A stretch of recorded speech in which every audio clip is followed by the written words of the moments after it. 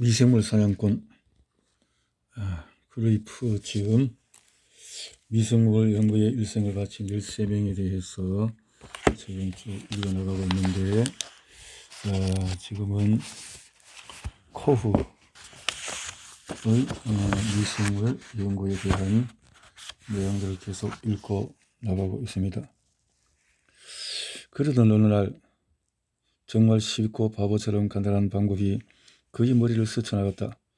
매달려 있는 방울 속에 넣어야지 거기는 다른 벌레들이 들어갈 수 없을 거야. 다른 미생물을 제거하기 위해서 철저하게 가열한 매우 얇고 평평한 투명 유리의 코후는 방금 부둣간에서 가져온 건강한 황소의 모멸에서 얻은 액체를 한 방울 떨어뜨리고 탄저병으로 죽기 직전에 쥐에서 꺼낸 신선한 비장을 작게 잘라 그 방울 속에 집어넣었다. 그러고 나서 액체 방울에 닿지 않도록 가운데를 우물 모양으로 둥글게 파낸 직사각형의 두꺼운 유리를 그 위에 얹었다. 그 우물 가장자리에 바셀린을 발라 얇은 유리가 두꺼운 유리에 단단히 붙도록 만들었다. 그 다음에 그 간단한 기구를 솜씨 좁게 뒤집었다. 짜잔! 여기 매달린 물방울이 있습니다. 막대기가 우글우글한 비장이 든 황소 눈알 액은 이제 다른 모든 미생물들과 격리되어 유리판 속 우물에 갇혔다. 이렇게 물방울이 있다라는 거죠. 레벤후크가 빗물 속에서 작은 동물들을 처음 본 날을 제쳐둔다면 코어는 아마 몰랐겠지만 그것은 미생물 사냥과 죽음에 대항하는 인류의 싸움에서 가장 중요한 순간이었다. 아무것도 그 방울 안으로 들어갈 수 없어 오직 그 막대기만이 이제 그것들이 자라는지 알게 되겠군. 코어는 매달려 있는 방울을 현미경 렌즈 밑으로 밀어넣으면서 이렇게 속삭였다. 흥분했지만 침착함을 잃지 않고 의자를 끌어당겨 앉아서 무슨 일이 벌어졌는지 보았다.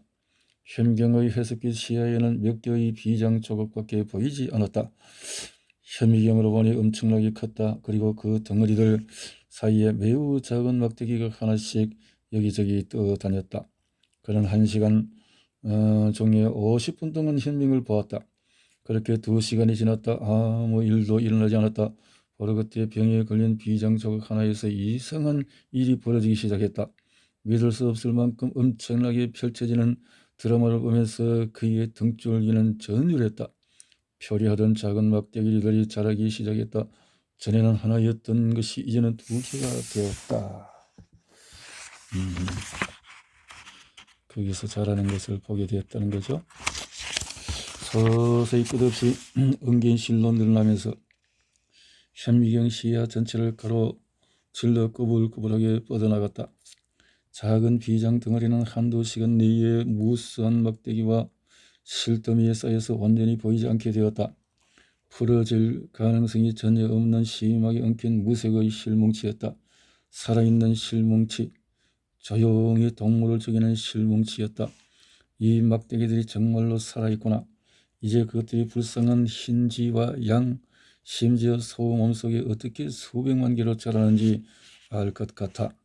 이 균은 황소보다 수십억 배나 작다. 그 작은 균 하나가 황소의 몸속으로 들어가게 되겠지. 그 균은 황소에게 원한을 품지도 황소를 미워하지도 않지만 수백만 개로 증식해 그 큰 동물의 몸에 퍼지고 폐와 뇌에서 증식하고 혈관을 막기도 할 것이다. 끔찍한 일이야. 이제 코호에게는 시간, 병원과 진료, 대기실을 불평하는 환자들, 그 모든 것이 무의미해졌고 가치 없어 보였다. 탄저병실들이 얽혀 있는 실타리의 무시무시한 모습만 머리에 가득 찬 코호에게는 모든 것은 비현실적으로 느껴졌다. 그 후에 8일 동안 코호는 매일 조심스럽게 실험을 하면서 1~2마리밖에 없던 곳에서 수백만 마리를 만들어내는 기적을 반복했다. 그는 막대균이 우글거리는 매달린 방울에서 소량을 취해 신선하고 깨끗한 황소 눈알에게 주입했고 몇 마리 안 되던 막대견은 매번 엄청난 수로 불어났다. 이 막대견들을 동물의 체계에서 8세대를 길렀다. 다른 어떤 미생물도 들어가지 않은 순수한 상태에서 배양을 했지. 이제 이 8번째 매달린 방울 안에는 죽은 쥐의 비장 조각이나 병든 조직은 하나도 없다. 이 막대견들이 아직도 쥐나 양의 체내에서 자랄까? 내가 주사를 놓는다면 이 실덩어리가 진짜로 탄저병의 원인일까? 거는 8대째의 미생물로 우글거리는 매달린 방울에서 소량을 취해 조심스럽게 작은 나무 가시에 문질렀다. 그 방울은 맨눈으로 보기에도 뿌였다. 수없이 많은 막대균이 있는 것이다. 코호는 그 가시를 건강한 쥐의 피부 밑으로 솜씨 좋게 밀어넣었다. 그의 곁에는 경솔한 자연의 탐구자를 지켜주는 수호천사가 서 있었다. 다음날 코호는 해부판에 고정시킨 그 작은 동물 위로 바짝 몸을 구부렸다. 기대에 들뜬 그는 조심스럽게 수술용 칼을 불꽃에다 대었다. 3분도 안 되어 그는 현미경 앞에 앉았고 유리판 사이에서는 죽은 쥐의 비장 조각이 끼워져 있었다. 내가 증명해서 여기 그 탄저병의 실과 막대기들이 있어. 죽은 양의 비장에서 꺼냈던 균처럼 매달린 방울 속의 그 작은 막대균도 쥐를 죽였어. 이렇게 해 코호는 죽은 소의 혈액에서 처음 본 것과 똑같은 미생물을 그 마지막 쥐에서도 발견했다. 오래전 그는 그것이 살아있다고 생각하지 못했고 그 솜씨는 서툴렀으며 현미경은 새것이었다. 코호는 특정 미생물이 특정 질환의 원인이 될 수 있음을 확인한 최초의 연구자였다. 이전에는 아무도 하지 못한 일이다. 앞서서 길을 닦았던 선각자 파스텔보다도 먼저 코흐가 해냈다. 그 약하고 가는 막대견이 큰 동물들의 암살자일지도 모른다고 생각한 그는 믿을 수 없을 정도로 작은 녀석들에게 관심을 갖고 연구했다. 그들의 습관, 매복 장소, 얼마나 강인한 혹은 얼마나 나쁜지 또는 눈에 보이지 않는 그들이 매복해 있다가 얼마나 쉽게 그에게 덤벼들 수 있는지 아무것도 모른 채 말이다.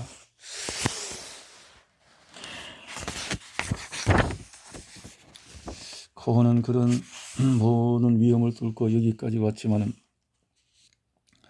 차갑고 둔감한 그는 자신의 영웅이라는 생각을 전혀 하지 않았다. 심지어 자신의 실험 내용을 발표할 생각조차 하지 않았다. 오늘날에는 그런 엄청난 일을 하고 중대한 사실을 발견한 사람이 입을 다물고 있다는 것을 상상할 수도 없다. 그러나 코호는 말이 없었다. 투자하길 잘하고 완벽하게 겸손한 그 천재 독일 의사가 자신이 혼자서 한 실험의 중요성이나 훌륭함을 알고 있었는지 의심스럽다. 그는 침묵했다. 더 알아야만 했다. 황급히 기니피그, 토끼, 심지어는 영역에까지 그가 보기에는 결백해 보이지만 치명적인 그 매달린 방울 속의 액체를 주입했다. 동물들과 양들은 쥐처럼 빠르게 그리고 끔찍하게 죽었다. 가시에 묻어있던 수천의 미생물은 동물들의 체내에서 수십억 개로 불어났다. 건강한 조직 속에서 수시간 만에 엄청나게 불어난 그들은 작은 정맥과 동맥의 혈관을 막았고 붉은 혈액을 불길한 검은색으로 바꾸었다. 그렇게 양 기니피그 토끼를 죽였다. 한 번의 멋진 도약으로 코호는 무명 의사 신분을 벗고 솟아 올라가장 독창적인 연구자가 되었다. 미생물 사냥에 점점 더 풍부한 창의력을 발휘할수록 그는 환자 진료에는 더욱 신경을 쓰지 않았다. 외딴 농가에서 아이들이 악을 쓰고 울었지만은 그는 가지 않았다. 치통으로 펄펄 뛰는 농부는 몇 시간 동안이나 그를 기다려야만 했다. 마침내 그는 진료의 일부를 다른 의사에게 넘겼다. 코호의 아내는 그를 이해하기 어려워했고 걱정했다. 그리고 소독약과 동물의 냄새가 나는 일을 그만두기를 원했다. 그러나 그에게 고통받는 환자 아내는 달나라 저편의 일이었다. 머릿속에서 새로운 질문이 그를 잡아당겼고 깨어있게 했다. 도대체 왜 이 작은 탄저병 막대기는 내 슬라이드 위에서는 그렇게 쉽게 사라지고 죽는 것일까? 어떻게 병든 동물로부터 건강한 동물로 옮겨가는 거지? 유럽의 농부들과 수의사들 사이에는 이 병에 대한 미신이 있었다. 그들은 양떼와 소떼를 늘 위협하는 어떤 신비한 힘을 가진 무자비하고 눈에 보이지 않는 검이 있다고 믿었다. 탄저병은 크기가 2만 분의 1인치밖에 안 되는 작고 가엾은 막대균이 일으키기에는 너무나 끔찍한 병이었기 때문이다. 당신의 작은 세균이 우리 소떼를 죽일지도 모릅니다. 맞아요, 의사 선생님. 하지만 어떻게 이 목장에서는 완벽하게 건강한 양이나 소를 좋은 풀이 난 다른 목초지로 옮기면 파리떼처럼 죽는 겁니까? 목축업자들은 코흐에게 이렇게 물었다. 코흐 역시 이런 골치 아프고 원인 모를 사실을 알고 있었다. 프랑스의 오베르뉴에는 양떼가 거기에 가기만 하면은 한 마리씩 혹은 수십 마리, 심지어는 수백 마리가 탄저병에 걸려서 죽는 무시무시한 산이 있다는 것도 그도 알았다. 그리고 보스에 있는 비옥한 목초지에도 양들이 탄저병으로 죽었다. 그곳의 농부들은 한밤중에 불가에 앉아서 두려움에 몸을 떨었다. 우리 땅은 저주받았어라고 그들은 작은 소리로 말했다. 이러한 사실들이 코흐를 불편하게 만들었다. 어떻게 그 작은 막대균이 벌판이나 산 위에서 겨울을 넘기고 심지어는 몇 년 동안이나 살아있단 말인가. 그는 막대균이 우글거리는 죽은 쥐의 비장을 깨끗한 슬라이드 위에 문질러서 관찰해보면 그 미생물들은 흐려지고 깨지고 시야에서 사라져버리는데 어떻게 그렇게 될 수 있는가. 그리고 그 슬라이드 위에 영양이 풍부한 황소 눈알 액을 첨가해도 그 막대기균들은 더 이상 자라지 않았다. 코가 혈액을 말려서 뒤에 주사해도 쥐는 계속 즐겁게 놀았다.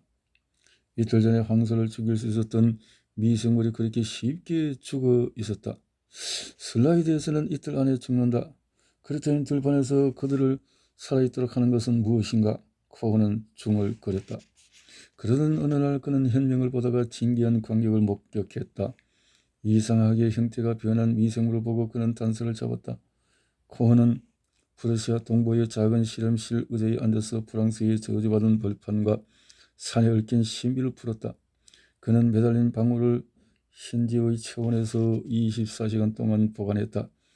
이제 멋지고 기다란 막대균의 실타리로 가득 찼겠지? 라고 중얼거리면서 현미경을 들여보았다. 이게 뭐야? 그는 소리쳤다. 실타리의 외곽은 희미해졌고 각각의 실 전체에 얼룩덜룩한 반점이 생겼다. 거기에는 아주 작은 유리구슬처럼 밝게 빛나는 작은 타원형들이 있었고 그것들은 진주 목걸이처럼 완벽하게 실을 따라 배열되어 있었다. 그는 스스로에게 욕을 해댔다. 다른 미생물이 내 매달린 방울에 들어온 게 분명해. 그는 투덜거렸지만 다시 자세히 보니 그런 것이 아니었다.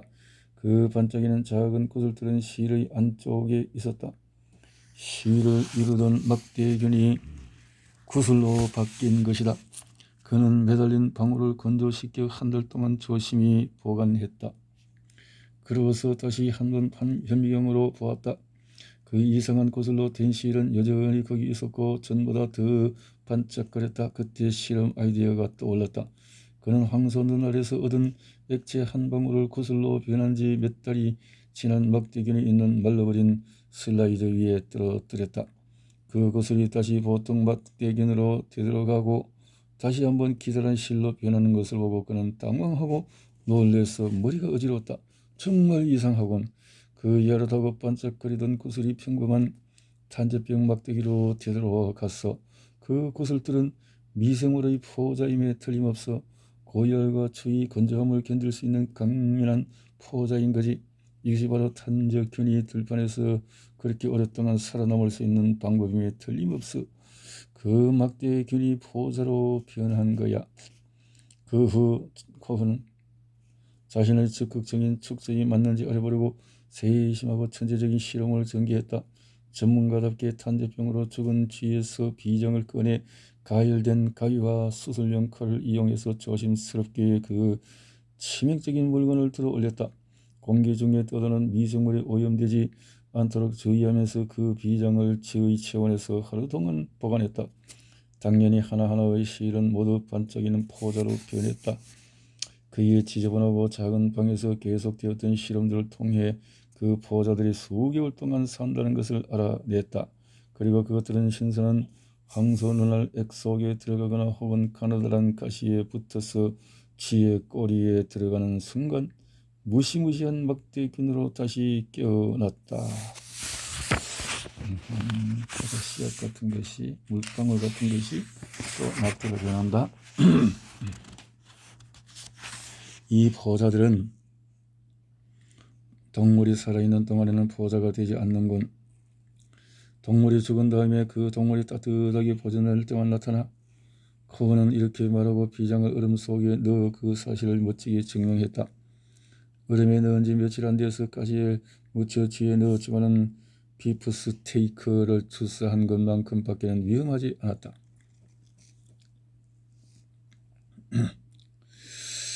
1876년 34살의 고은은 드디어 볼슈타인을 벗어나 미생물이 질병의 원인임을 세상에 알렸다.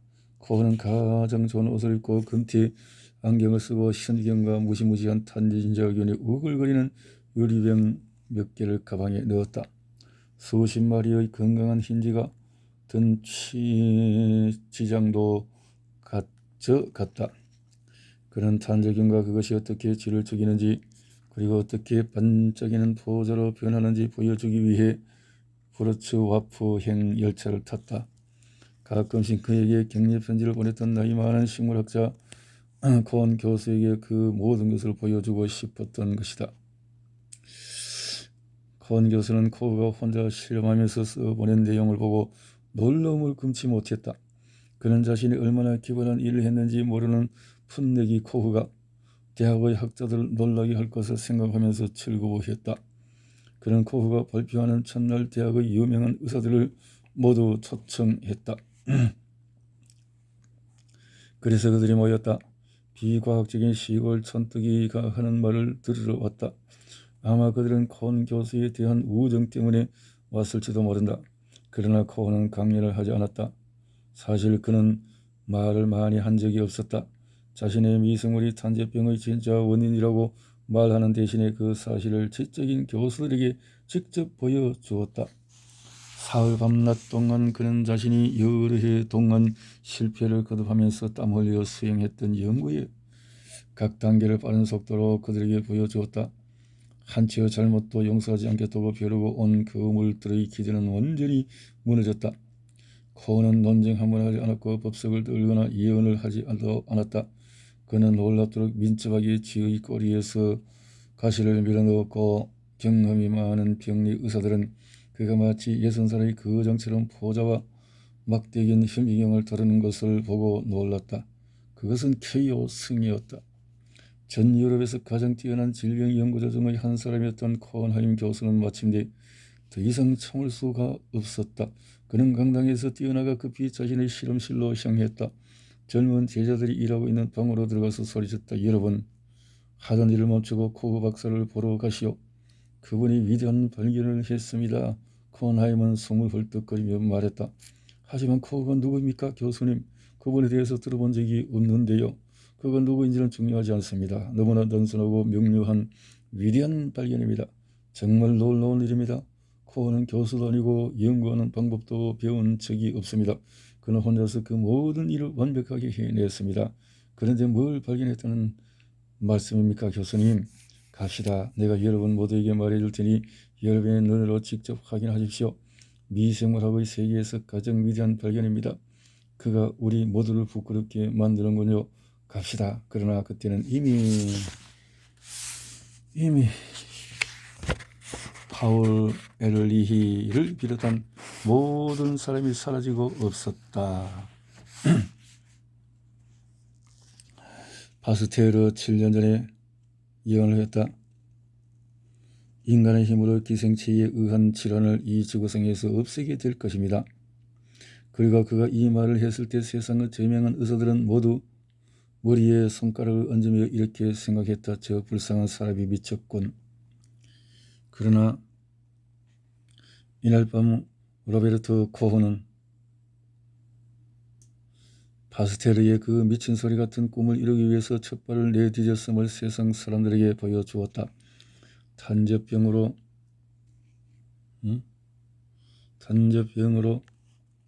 죽은 동물의 조직에 막대균이나 그 포자가 있다면 그것이 신선하거나 부패했거나 말랐거나 혹은 1년이 지났더라도 탄저병을 일으킬 수 있습니다.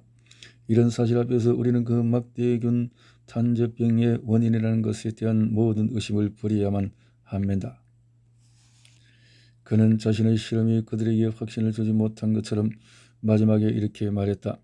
그리고 깜짝 놀란 청중들에게 그 끔찍한 병과 어떻게 싸워야 하는지를 말하면서 끝을 맺었다.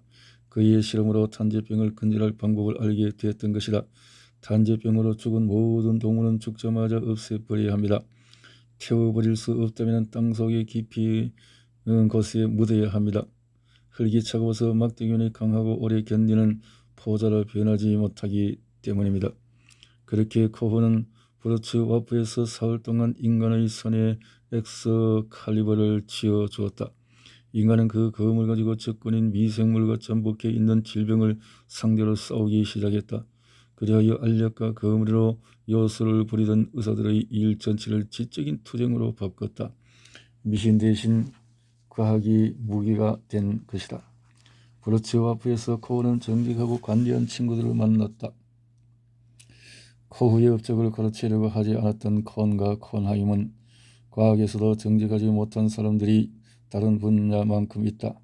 즉시 그에게 큰 갈채를 보냈고 이 일은 전 유럽으로 퍼져 미생물 사냥꾼의 대장 역할을 하던 파스테르를 조금 불편하게 만들었다. 코흐의 두 친구는 베를린의 보건국 관리들에게 독일이 자랑스럽게 여겨야만 할 이 문형 의사를 지원해 달라고 열심히 단언하기 시작했다. 그들은 코흐가 따분한 병원 일에서 벗어나 미생물 질환 연구의 기회를 잡을 수 있도록 최선을 다했다. 만약에 코흐가 브루츠 와프에서 냉대를 받았거나 혼자 남겨졌다면 아마도 그는 쉽사리 자신이 살던 곳으로 돌아가 환자들에게 자, 혀를 내미세요 하는 일로 돌아갔을 것이다. 간단히 말해 과학을 하는 사람이 되려면 위대한 스팔란차니와 열정적인 파스테르처럼 흥행적인 수완이 있거나 아니면 코흐처럼 감독이 있어야만 한다. 코흐는 아내와 모든 짐을 꾸려서 브루츠 와프로 이사를 했고 1년에 450달러를 받는 시민의사 자리를 얻었다. 생활비의 부족 부분은 뛰어난 의사에게 치료를 받으려고 몰려들 것으로 예상되는 개인 환자의 진료비로 충당할 예정이었다. 콘과 콘하임은 그렇게 생각했다. 그러나 코흐의 진료실 벨은 울리지 않았다. 그를 찾아오는 사람이 거의 없었다. 그래서 코흐는 머리가 좋고 어떤 일의 궁극적인 원인을 찾으려고 하는 것이 의사에게 큰 단점이 된다는 것을 배우게 되었다. 그는 불이 죽어서 고향으로 돌아갔다. 거기에서 보낸 1878년부터 1880년까지 다시 한번 미생물 사냥에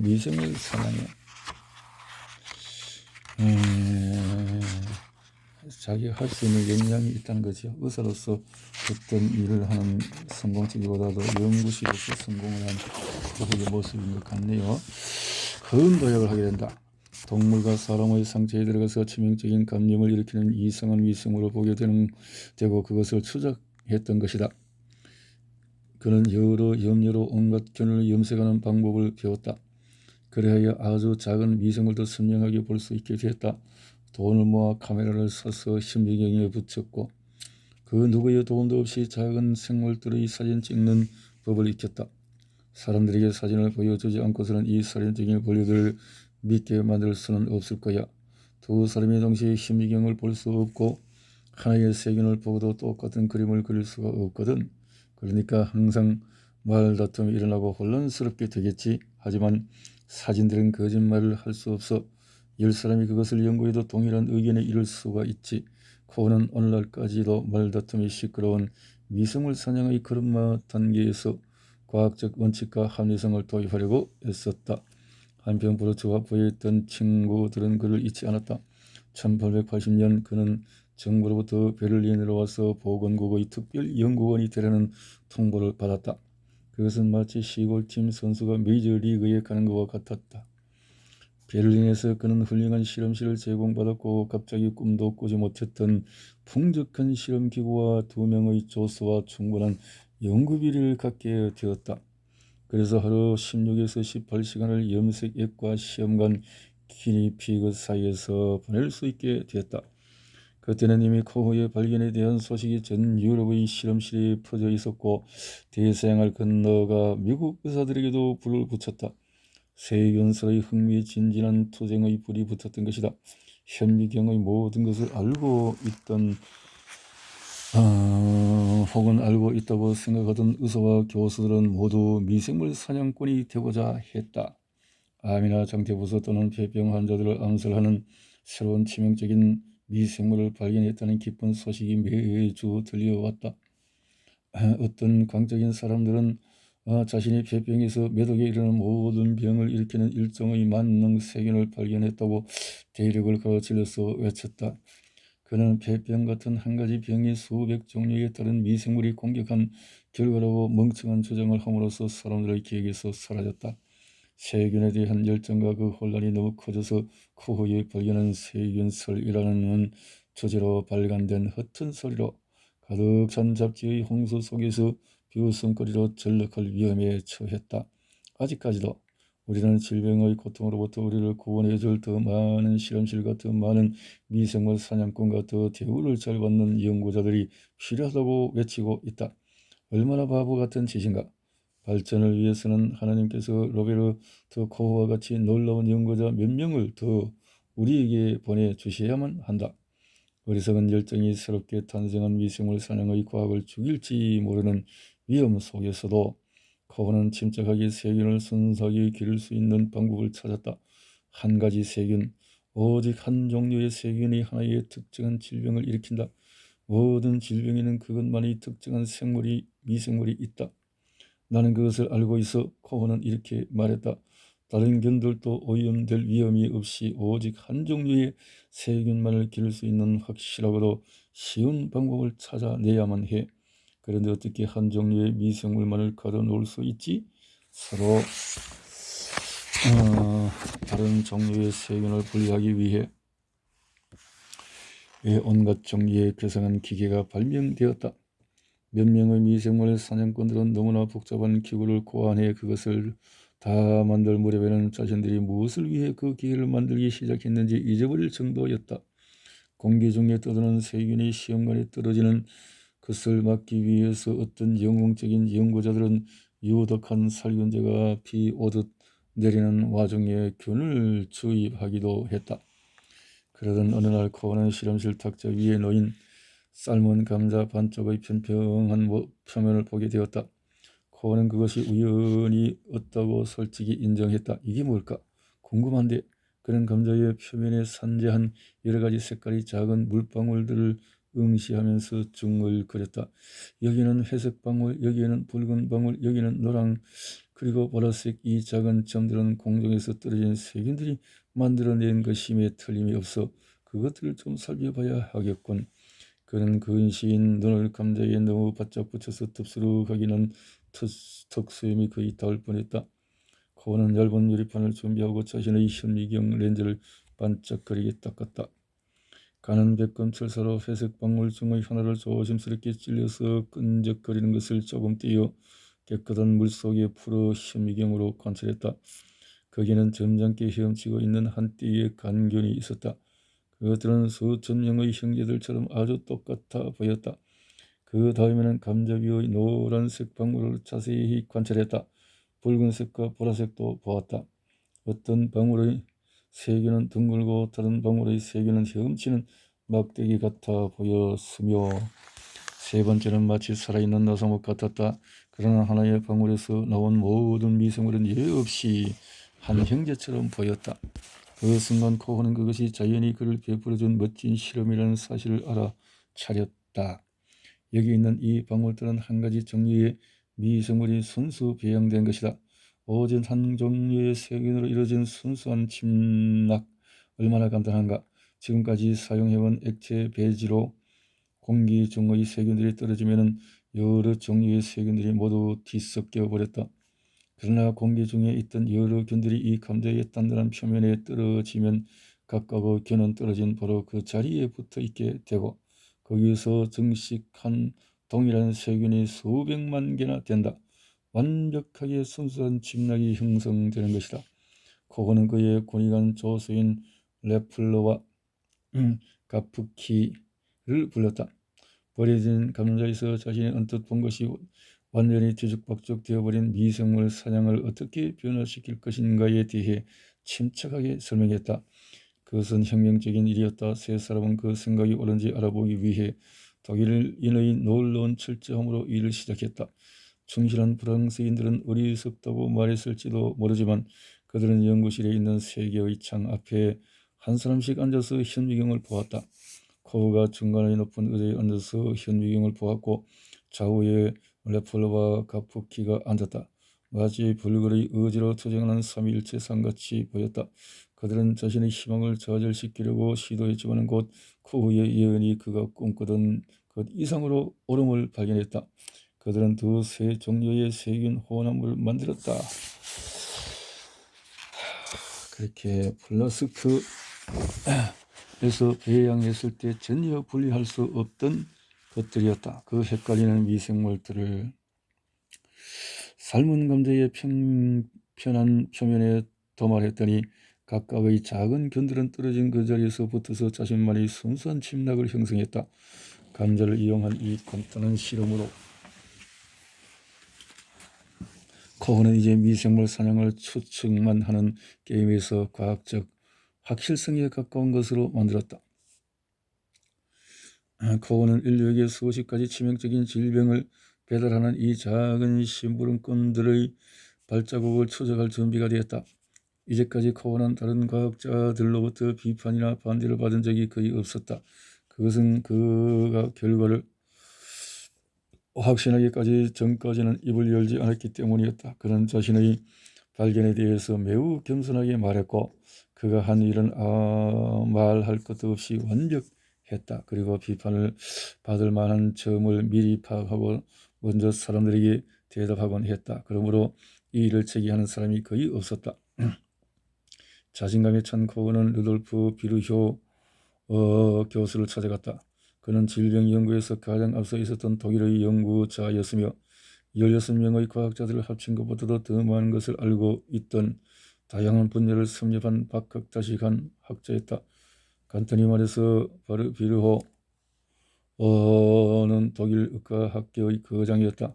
그는 혈액 응고에 대해서 결정적인 연구를 했고 헤테로포비아, 아기네시아, 그리고 오코로노시스 같이 내가 그 의미를 이해하려고 여러 해 동안 애쓰고 있는 인상적인 단어를 만들었다. 폐병과 연주창이 서로 다른 질병이라고 잘못 생각했지만 훌륭한 현미경을 가지고 병든 조직의 특징을 훌륭하게 묘사했고 시신 26,000구의 구석구석을 현미경으로 보았다.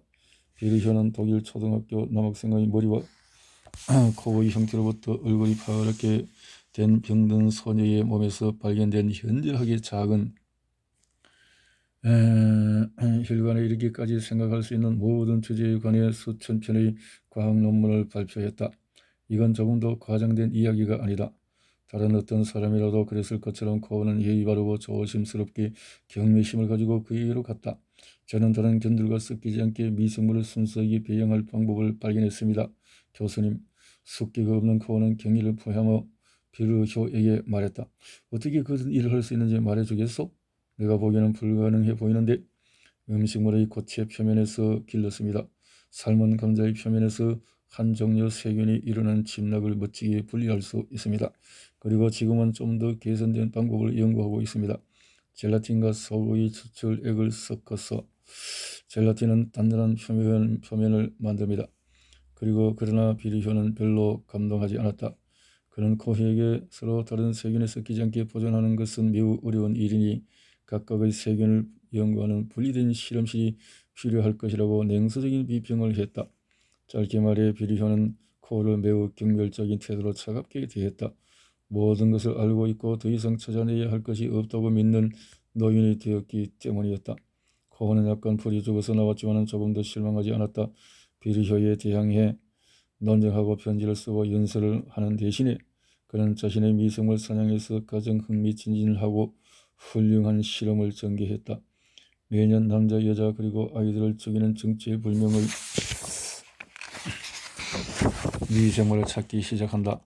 유럽과 미국의 사망자 7명 중에 1명을 죽이는 가장 사악한 미생물이었다. 그는 소매를 걷어붙이고 금태 안경을 떴고 결핵균 사냥에 나섰다.